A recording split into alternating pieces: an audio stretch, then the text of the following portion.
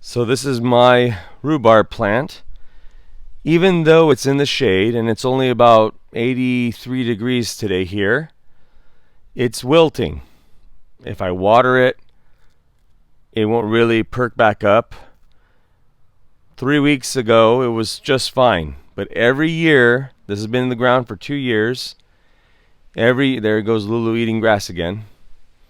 Every year, at this time, in June, it starts wilting. If it goes just above 80 degrees, it starts to wilt, even in complete shade. So let me know if you ever had a experience growing rhubarb, especially in California where it's a little bit warmer, because I don't know what else to do with this variety or this rhubarb. Maybe it just needs to get more established, but let me know. Thanks.